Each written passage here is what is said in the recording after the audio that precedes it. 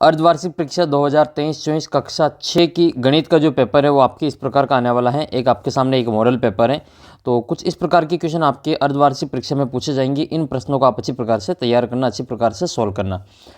तो कक्षा 6 की गणित का पेपर है आपके सामने, और इस प्रकार के जो पेपर की जो PDF है वो आपको ऐप के ऊपर मिल जाएगी। ऐप को डाउनलोड कर लेना। ऐप का लिंक वीडियो के नीचे डिस्क्रिप्शन बॉक्स में दे रखा है, और आपका पेपर होने के बाद में आप अपना पेपर मुझे इस व्हाट्सअप नंबर पर भेज सकते हैं 7568350069। और कक्षा 6 की बाकी विषय के पेपर भी आपको यहाँ पे मिल जाएंगे, उनका लिंक वीडियो के नीचे डिस्क्रिप्शन बॉक्स में दे रखा है। तो आइए हम कक्षा 6 का जो गणित का पेपर है वो हम देख लेते हैं, और चैनल को सब्सक्राइब कर लेना। आपको सभी विषय के पेपर इसी प्रकार से यहाँ पे मॉडल पेपर के रूप में उपलब्ध है, तो आप उन सभी को इसी प्रकार से देख सकते हैं। पहला प्रश्न आपके सामने है कि रिक्त स्थानों को भरिए। इसमें आपको ये बताना है कि 1 लाख में कितने 10,000 होते हैं। तो 1 लाख में कितने 10,000 होते हैं, कितने 10,000 को हम इकट्ठा करेंगे तब जाकर वो 1 लाख बनेगा। तो इसका जो उत्तर है वो अंत क्या हो जाएगा, इसमें 10,000। 10,000 को जब हम जोड़ेंगे तो वो 1 लाख के बराबर हो जाएगा। अगला प्रश्न है फिर आपके कि 1 मिलियन में कितने 100,000 होते हैं। 1 मिलियन में कितने 100,000 होते हैं। 1 मिलियन का मतलब 10 लाख।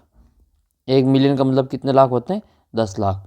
और 1 लाख का मतलब होता है 100,000। ठीक है, तो इसमें आपके 10 लाख है, तो इसको हम 10 से गुणा कर लेंगे। 1 लाख में 1 मिलियन में 10 लाख होते हैं, 1 मिलियन में 10 लाख होते हैं।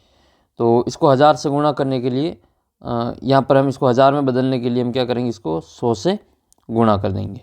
तो इसका उत्तर हो जाएगा आपके 1000। 1000 100,000 होने पर ये आपके इसके बराबर आएगा। तो इसका जो उत्तर है आपके वो 1 मिलियन में 10 100,000 होते हैं। तो इसमें भी आपको 10 100,000 भी दोनों में आपके 10-10 भरना है। अगला प्रश्न है कि 10,999 के बाद में अगली 3 प्राकृत संख्या लिखनी है। तो इसमें आपको 1 जोड़ना है, तो 10,999 में 1 जोड़ेंगे तो ये हो जाएगा आपके 11,000। एक तो आएगा आपकी 11,000, एक आएगा आपकी 11,001, और दूसरी लिखनी है 11,002। इस प्रकार से आपको ये संख्याएं लिखनी है। 6ठी क्लास का जो व्हाट्सअप ग्रुप है उसको भी ज्वाइन कर सकते हैं, उसका भी लिंक इस वीडियो के नीचे डिस्क्रिप्शन बॉक्स में दे रखा है। आप उसको भी जो ज्वाइन कर लेना, और चैनल को सब्सक्राइब कर लेना। आपको सभी पेपर्स की जो PDF हैं, ऐप हैं के ऊपर आपको मिल जाएंगी, और सभी पेपर्स आपको यहाँ पे अपलोड किए जाएंगे। राजस्थान के 50 ज़िले हैं, और सभी 50 ज़िलों के जो पेपर्स हैं वो आपको यहाँ पे उपलब्ध मिले। तो आपका ज़िला कौन सा है आपको कमेंट करके बताना है, और आपको कौन से विषय का पेपर चाहिए वो भी आप कमेंट करके बता सकते हैं। अगला प्रश्न फिर आपके निम्नलिखित संख्याओं के सभी गुणनखंड लिखने, इनका आपको सब गुणनखंड लिखने। जैसे 24 में किन किन का भाग जाता है, तो 24 के एक तो 1 का भाग जाता है, एक 2 का भाग जाता है 24 में, एक 3 का भाग जाता है, एक 4 का, एक 6 का, एक 8 का, एक 12 का, और एक 24 का। इन सभी का भाग जाता है, तो ये सभी इसके गुणनखंड है। 15 में किस किस का भाग जाता है, तो 15 में एक तो 1 का भाग जाता है, एक 3 का जाता है, एक 5 का, और एक 15 का। ये सभी जो इसके गुणनखंडों की संख्या है। अगला प्रश्न फिर आपके निम्नलिखित से होकर कितनी रेखाएं खींच सकते हैं, कि एक बिंदु से कितनी रेखा खींच सकते हैं। जैसे ये मान लो एक बिंदु है, तो इससे कितनी रेखा जा सकती हैं, तो इससे अनंत रेखाएं जा सकती हैं। इस प्रकार का जो बिंदु है इससे हम अनंत रेखाएं खींच सकते हैं। इस प्रकार से इसका जो उत्तर है वो आपके अनंत हो जाएगा। एक बिंदु से हम अनंत रेखाएं खींच सकते हैं। ये बिंदु हो गया, इस बिंदु से अनंत रेखाएं गुजर सकती हैं। तो इसका जो उत्तर है वो एक बिंदु से कितनी हो जाएगी, अनंत हो जाएगी या अनगिनत हो जाएगी। कि इसका उत्तर आपको लिखना है अनगिनत या अनंत। और 2 बिंदुओं से कितनी रेखा खींच सकते हैं, ये 2 बिंदु है। ठीक है, एक का नाम A है और दूसरे का नाम B है। इन दोनों से कितनी रेखा खींच सकते हैं, तो इनको जो मिलाएंगे तो वो तो एक ही रेखा बनेगी। तो इसका जो उत्तर है वो कितना हो जाएगा, 1 हो जाएगा। तो 2 बिंदुओं से कितनी रेखा खींच सकते हैं, वो 1 है। और एक बिंदु से कितनी जा सकते हैं, तो वो अनेक रेखाएं खींच सकते हैं। अगला प्रश्न है रेखाखंड की तुलना केवल देखकर करने से क्या हानि है। रेखाखंड की तुलना केवल देखकर करने से उसके माप का जो सही पता नहीं चलता है। निम्न के माप क्या है, निम्न के माप क्या है। समकोण का माप कितना होता है, समकोण का मतलब होता है 90 डिग्री। 90 डिग्री का जो कोण होता है उसको समकोण कहा जाता है। और 90 डिग्री से कम जो होता है उसको न्यून कोण कहते हैं। न्यून कोण, 90 डिग्री से कम वाले कोण को न्यून कोण कहते हैं। और एक रिजु कोण, और रिजु कोण का ही दूसरा नाम है सरल कोण। रिजु कोण का दूसरा नाम है सरल कोण। तो सरल कोण का जो मान है वो 180 डिग्री के बराबर होता है। एक होता है अधिक कोण। अधिक कोण का जो मान होता है वो 90 से 180 के बीच में होता है, इसको अधिक कोण कहा जाता है। एक त्रिभुज के तीनों कोणों की जोड़ कितना डिग्री होती है, कमेंट करके बताना है। एक त्रिभुज के अंदर के तीनों कोणों की जोड़ कितना होती है, ये आपको बताना है। नेक्स्ट है, एक प्रश्न का उत्तर और कमेंट करना है कि 1 किलोमीटर में कितने मीटर होते हैं, एक ये बताना है। और एक महीने में कितने सप्ताह होते हैं, ये बताना है। एक महीने में कितने सप्ताह होते हैं, ये दोनों प्रश्नों के उत्तर आपको कमेंट करके लिखना है। 7वां क्वेश्चन है इसमें आपके। 7वें क्वेश्चन में पूछा गया है कि निम्न त्रिभुजों के प्रकार लिखिए। इनमें से कौन किस प्रकार का त्रिभुज बन रहा है उसका आपको प्रकार बताना है। इस त्रिभुज में 3 भुजा दे रखी हैं, 7, 8 और 9। तीनों भुजाएं अलग अलग हैं।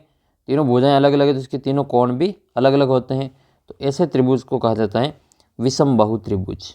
इस त्रिभुज को क्या कहेंगे, इस त्रिभुज को कहेंगे विषम बाहु त्रिभुज। तो इसका उत्तर हम लिखेंगे विषम बाहु त्रिभुज। तो विषम बाहु त्रिभुज में तीनों भुजाएं अलग अलग होती हैं, ठीक है। तो इसका उत्तर आप क्या लिखेंगे, विषम बाहु त्रिभुज। दूसरा त्रिभुज है ये, जिसमें A B 8.7 centimetre, S C ये आपके 7 सेंटीमीटर और बी सी है 6 सेंटीमीटर। इसमें भी तीनों माप अलग अलग हैं, तो ऐसे त्रिभुज को विषम बाहु त्रिभुज ही कहेंगे। तो इसमें भी हम क्या लिखेंगे, विषम बाहु त्रिभुज ही लिखना है। दोनों का उत्तर एक ही है, विषम बाहु त्रिभुज, विषम बाहु त्रिभुज। ऐसा त्रिभुज जिसकी तीनों भुजाएं बराबर होती हैं उसको कहते हैं हम समबाहु त्रिभुज। ऐसा त्रिभुज जिसकी तीनों भुजाएं बराबर होती हैं उसको समबाहु त्रिभुज कहा जाता है। और समबाहु त्रिभुज के तीनों भुजाएं बराबर होती है तो उसके तीनों कोण भी बराबर होते हैं। समबाहु त्रिभुज का जो प्रत्येक कोण है वो 60 डिग्री का होता है। फिर आता है एक समद्विबाहु त्रिभुज। तो ऐसा त्रिभुज जिसकी 2 भुजाएं बराबर हो उसको हम कहते हैं समद्विबाहु त्रिभुज। तो ऐसा त्रिभुज जिसकी 2 भुजाएं बराबर होती हैं उसको हम समद्विबाहु त्रिभुज कहते हैं। समद्विबाहु त्रिभुज की जो बराबर भुजाएं होती हैं उनके सामने के कोण भी बराबर होते हैं। जैसे ये दोनों भुजाएं इसकी बराबर है, तो इसके जो सामने वाले कोण होंगे ये वाले कोण, ये दोनों कोण भी बराबर होते हैं। तो समद्विबाहु त्रिभुज के 2 कोण बराबर होते हैं, 2 भुजाएं बराबर होती हैं। विषम बाहु त्रिभुज की एक भी भुजा बराबर नहीं होती और एक भी कोण बराबर नहीं होता। तीनों भुजाएं अलग अलग और तीनों कोण भी अलग अलग होते हैं। अगला प्रश्न है फिर आपके ये, निम्नलिखित में प्रयुक्त हुई संख्याओं को उचित चिन्ह लगाकर पूर्णांकों में लिखना है। देखो, अगर कोई धरती से ऊपर है तो उसको हम प्लस में लिखेंगे और धरती से नीचे है तो उसको हम माइनस में लिखेंगे। जैसे एक हवाई जहाज भूमि से 2000 मीटर की ऊंचाई पर उड़ रहा है तो ये धरती से ऊपर है तो उसको हम प्लस में लिखेंगे 2000 मीटर, ठीक है, 2000 मीटर, ये 2000 मीटर। और एक पनडुब्बी समुद्री जल से 800 मीटर की गहराई पर चल रही है तो ये जल से समुद्र से नीचे यानी कि धरती से नीचे है तो ये आपके माइनस में हो जाएगा 800 मीटर। प्लस वाले को धरती से ऊपर वाले को प्लस में और धरती से नीचे वाले को माइनस में लिखा जाता है। संख्या रेखा का प्रयोग किए बिना निम्नलिखित का योग ज्ञात करना है, इनको आपको जोड़ करनी है। तो ये जोड़ करने के लिए एक तो आपको इनके जो निशान है वो याद होने चाहिए कि 1 प्लस और 1 माइनस, यहाँ पे बीच में क्या आ जाएगा, 1 प्लस और 1 माइनस, तो बीच में आएगा यहाँ पे माइनस। 1 प्लस और 1 माइनस को यहाँ पे देखेंगे तो यह आ जाएगा 11 प्लस माइनस माइनस, तो 11 माइनस 7, 11 में से 7 गए तो यहाँ पे कितने बचेंगे, 11 में से 7 गए तो बचेंगे यहाँ पे 4। इसी प्रकार से यहाँ पे इनकी जोड़ करेंगे तो माइनस के 13, प्लस को प्लस से गुणा करेंगे तो प्लस से आता है और इसमें आएंगे 18, माइनस के 13 और प्लस के 18। जब इसको हम 1 प्लस और 1 माइनस होता है तो माइनस आता है, तो इसका उत्तर आएगा प्लस के 5। अगला प्रश्न 10वां क्वेश्चन, कंचन ड्रेसों को रंगती है, उसे 30 ड्रेस रंगनी थी, उसने अब तक 20 ड्रेस रंग लिए, उसने ड्रेसों की कितनी भिन्न रंग ली है, इसको भिन्न में बदलना है। 30 में से 20 को रंग लिया है तो इसको हम लिखेंगे, ऊपर तो लिखेंगे 20 और नीचे लिखेंगे इसमें 30, तो यह आ जाएगा इसका भिन्न। तो इसको हम 30/20 या 2/3 भी लिख सकते हैं। फिर अगला प्रश्न ये 11वां, निम्नलिखित विषम भिन्नों को व्यक्त करना है, इनको सरल भिन्न में बदलना है। तो 7 सही 3/4 है, तो इसको हम सरल भिन्न में बदलेंगे।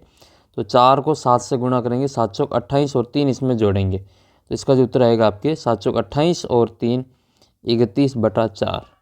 ऐसे इसको लिखेंगे, 7 का पहाड़ा 5 बार बोलेंगे, 7 पंजे 35 और 35 में जोड़ेंगे 6 और बटे में 7, तो 35 और 6 कितने हो जाएंगे 41, 41/7 इसका आंसर आएगा। अगला प्रश्न है, इन कोणों को समकोण टेस्टर से माप कर बताइए कि कौन सा कोण न्यून कोण है, कौन सा अधिक कोण है और कौन सा समकोण है। तो जो कोण 90 डिग्री से कम होता है उसको न्यून कोण कहते हैं, और जो कोण 90 का होता है उसको समकोण, और जो कोण 90 और 180 के बीच में होता है उसको अधिक कोण कहते हैं। तो पहला जो कोण है इसको हम कहेंगे न्यून कोण, ये 90 डिग्री से कम का कोण है, इसको न्यून कोण कहेंगे। सेकंड वाला जो कोण है वो 90 से ज़्यादा है तो इसको कहेंगे अधिक कोण, तो यहाँ लिखेंगे हम अधिक कोण। और सेकंड के बाद में थर्ड वाला कोण है ये भी 90 से ज़्यादा है तो इसको भी लिखेंगे अधिक कोण। और ये जो चौथे नंबर पे कोण है वो 90 डिग्री का कोण है तो इसको लिखेंगे हम समकोण। 90 डिग्री के कोण को समकोण कहते हैं और 90 से अधिक को अधिक कोण कहते हैं, 90 से कम वाले को न्यून कोण कहते हैं। पाँचवें नंबर पे ये अधिक कोण है तो यहाँ लिखेंगे हम अधिक कोण। फिर अगला जो कोण है वो 90 से कम है तो इसको लिखेंगे हम न्यून कोण, न्यून कोण। और अगला प्रश्न है, इसमें आपके ये भी 90 से कम है तो ये इसको हम लिखेंगे न्यून कोण। तो जो 90 से ज़्यादा है उसको हम अधिक कोण लिखेंगे, जो 90 से कम है उसको न्यून कोण, और जो 90 डिग्री का कोण है इसको लिखेंगे समकोण। फिर अगला प्रश्न है आपके ये कि 5 बिंदु हैं ABCDE को एक बहुभुज पर इस प्रकार जमाइए कि बिंदु A व C अभ्यंतर हो, ये A और C जो है वो उसके अंदर हो। तो A को हम कहीं पे भी यहाँ अंदर लिख लेंगे इसके A, और यहाँ पे C। B और D इसके बहिर्भाग में हो, B और D आपको यहाँ पे कहीं पे भी बाहर निकाल लेना है, बाहर यहाँ पे। तो इस प्रकार से एक कोई भी आकृति बना लें, इसमें आपको 2 बिंदु अंदर लिखने, जिसमें B और D बाहर आ जाएंगे, ये B और ये D इसमें बाहर लिख लेंगे, जबकि A और C जो है वो इसके अंदर आएंगे। बिंदु E परिसीमा पर है, यानी कि इसकी बाउंड्री पे है, तो बिंदु E इसके ऊपर लिखेंगे यहाँ पे, तो यह आ जाएगा यहाँ पे E। अगला प्रश्न है फिर आपकी, दिए गए चतुर्भुज में बताइए। चतुर्भुज में आपको बताना है कि P के सम्मुख कोण कौन सा है। तो P के सामने वाला जो कोण है उसको सम्मुख कोण कहेंगे। P के सामने वाला ये R है तो इसमें लिखेंगे हम P के सम्मुख कोण R है, और R के सम्मुख कोण क्या हो जाएगा, R के सम्मुख कोण P हो जाएगा। तो इसमें हम लिखेंगे कोण R और कोण P। भुजा QR के सम्मुख भुजा, ये QR है, इसके सम्मुख भुजा कौन सी हो जाएगी, PS हो जाएगी, तो उसको हम लिखेंगे भुजा PS। और भुजा PS की आसन भुजा, भुजा PS की आसन भुजा, तो PS की जो आसन भुजा हैं वो SR भी होगी और इसमें PQ भी होगी, तो इस दोनों आएंगे इसमें SR और PQ, दोनों भुजाएं इसकी आसन भुजाएं कहलाएगी। चारों कोणों के नाम, तो चारों कोण कौन कौन से, कोण P, कोण Q, कोण R और कोण S, ये चारों कोणों के नाम हैं। और चतुर्भुज के, ये जो चतुर्भुज दिखाई दे रहा है इसके चारों कोणों की जो जोड़ है वो 360 डिग्री के बराबर होती है। त्रिभुज का जो तीनों कोणों की जोड़ होती है वो 180 डिग्री के बराबर होती है। तो ये इस प्रकार से आपको जो पूरा पेपर है वो सॉल्व कर लेना है। कक्षा 6 की गणित का ये एक मॉडल पेपर है। इसी प्रकार से आपके विज्ञान के, सामाजिक के, इंग्लिश के, संस्कृत के, हिंदी के सभी पेपर अपलोड कर रखे हैं, तो उन सभी की वीडियो आपको यहाँ पे मिल जाएंगे। और PDF के लिए आप ऐप को डाउनलोड करें, साथ ही वो जो व्हाट्सअप ग्रुप है उसको भी ज्वाइन कर सकते हैं। और आप पेपर होने के बाद में अपना पेपर 7568350069 पर भेज सकते हैं। मिलते हैं आपको अगले वीडियो में, तब तक जय हिंद जय भारत।